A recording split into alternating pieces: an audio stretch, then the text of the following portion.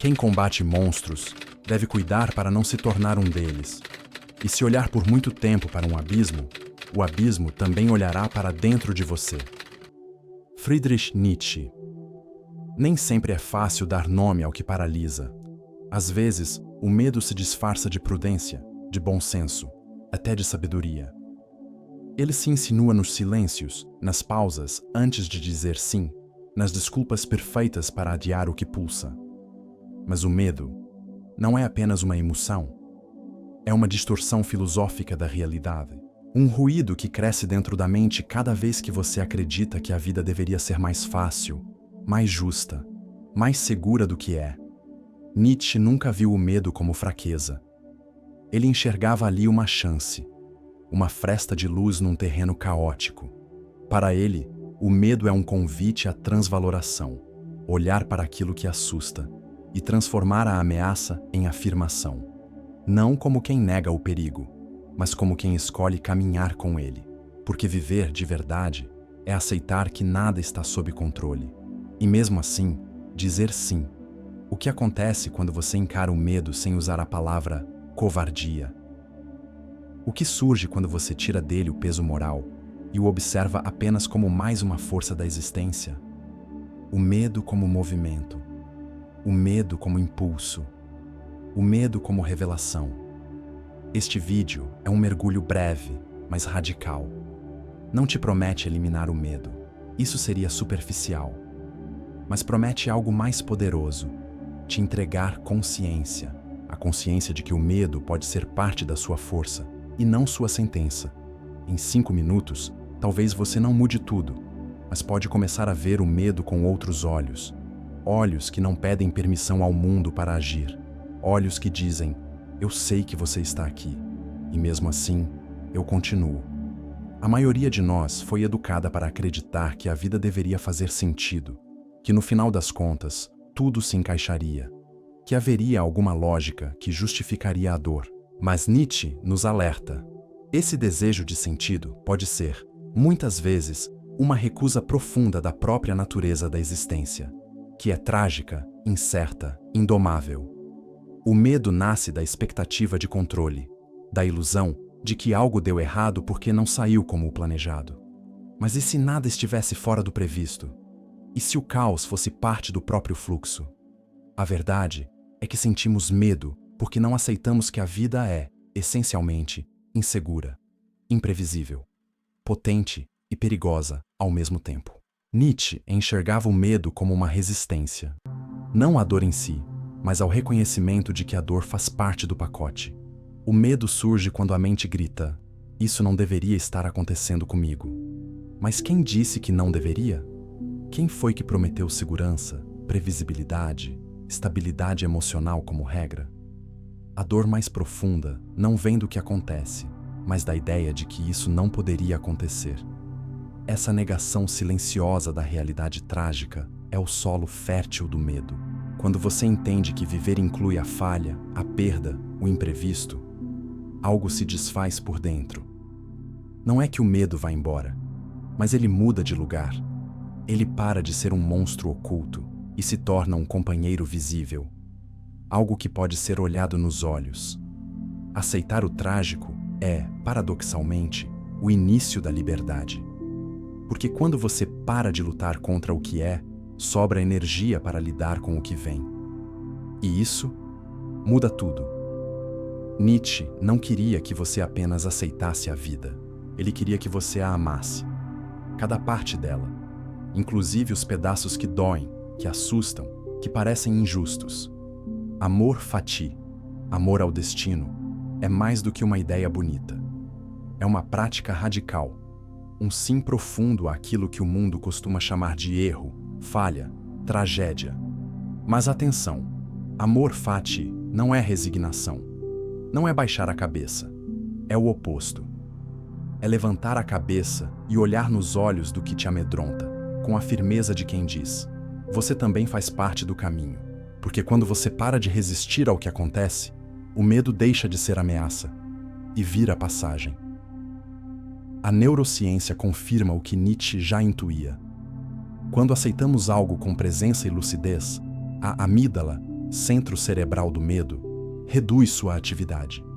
O cérebro entende que não há mais necessidade de fuga, e o córtex pré-frontal, responsável pela razão, se fortalece.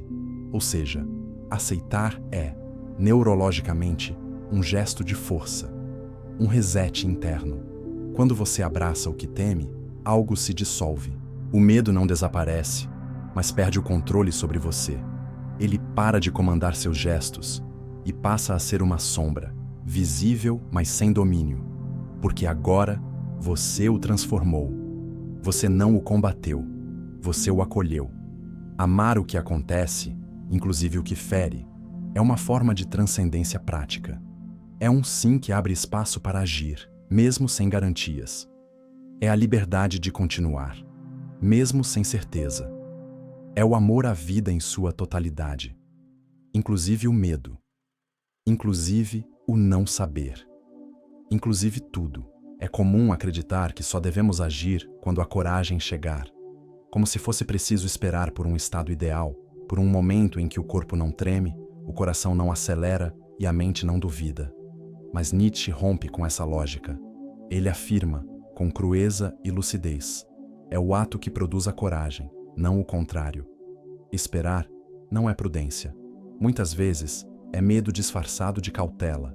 E esse medo, silencioso, vai te afastando do que importa, porque ele sempre terá um argumento. Sempre haverá uma razão para adiar, para deixar para depois, para imaginar que, em outro momento, você será mais forte. Mas esse momento não chega, porque a força não vem antes, ela vem no meio do caminho. Nietzsche não idealiza o corajoso como alguém imune ao medo. Pelo contrário, o homem superior, para ele, é aquele que age apesar do medo, que sente tudo, mas continua, que ouve a voz da dúvida e ainda assim se move, porque entendeu que o medo é apenas mais uma força entre outras. Não é o inimigo, é o terreno onde a vontade de potência se revela. A ação, nesse contexto, não é só movimento físico, é decisão de alma. É quando você diz, mesmo com medo, eu vou.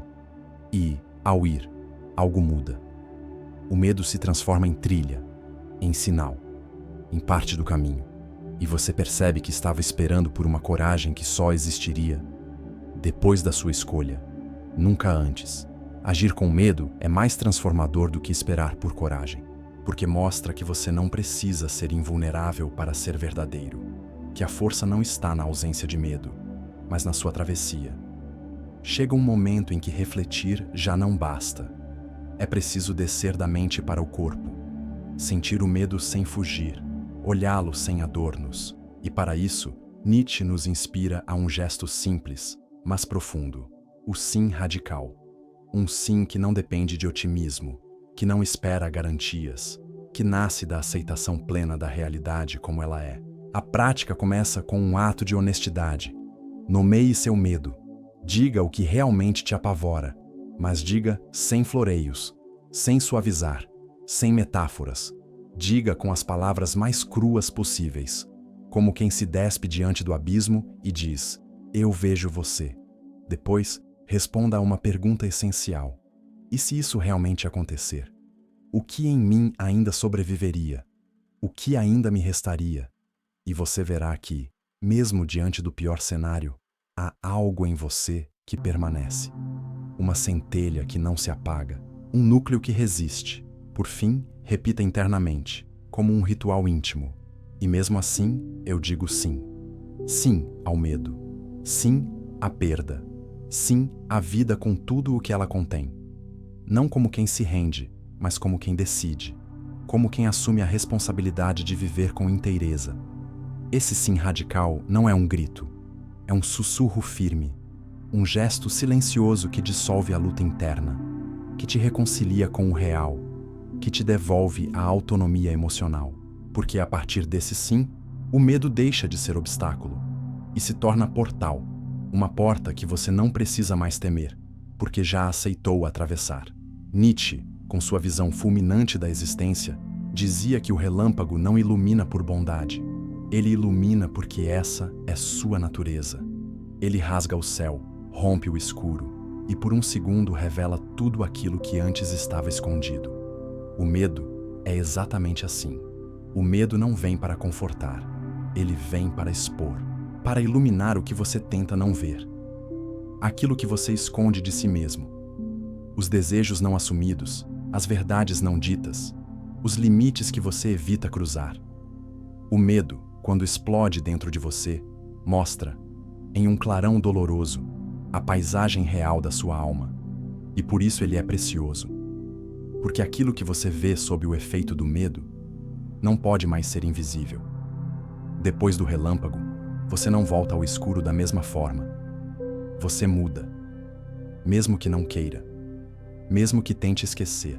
A luz violenta do medo marca, revela, redefine. Mas há uma escolha. Você pode fechar os olhos e esperar que passe. Ou pode olhar direto para o clarão. Pode encarar o medo como um aliado brutal, um mestre severo, um guia incômodo, mas verdadeiro. Porque o medo é o sinal de que ali, há vida, há algo pulsando, algo que te convoca. Quem olha para o medo sem pestanejar, nunca mais volta a ser o mesmo. Porque vê além, porque atravessa, porque descobre que, por trás do terror, há potência, há caminho, há uma nova visão de si mesmo, mais nítida, mais crua, mais autêntica e talvez mais livre. Talvez você esteja esperando o momento em que não sentirá mais medo. Aquele dia em que tudo parecerá certo, o corpo tranquilo, a mente firme. Mas esse momento pode nunca chegar. E está tudo bem. Porque Nietzsche não nos convida à ausência de medo. Ele nos chama para uma vida onde o medo é apenas mais uma cor no quadro completo da existência. O convite não é para eliminar o medo, é para aceitá-lo, é para enxergá-lo como parte do solo onde você pisa. E mesmo assim, continuar. Porque a verdadeira coragem não faz barulho. Ela acontece em silêncio, nas pequenas decisões de continuar, apesar do desconforto, de dizer sim mesmo com as mãos trêmulas, de avançar mesmo com a voz embargada. Nietzsche nos ensina uma forma de coragem que não precisa de plateia, de glória, de narrativa heróica. Uma coragem que nasce do contato cru com a vida, que sabe que o mundo não vai te dar permissão e que, por isso, você mesmo precisa se autorizar. Não com força bruta, mas com presença, com lucidez, com um sim calmo, porém absoluto. Em 5 minutos, talvez o medo ainda esteja aí, mas talvez você já tenha mudado sua relação com ele, porque agora você o vê, e o que é visto com consciência perde o poder de te dominar. O medo se torna paisagem, não parede. Não tente eliminar o medo. Transmute. Transforme em presença, em clareza, em movimento. E lembre, onde há medo, há também uma verdade que você ainda não teve coragem de amar. Comece por aí e diga sim.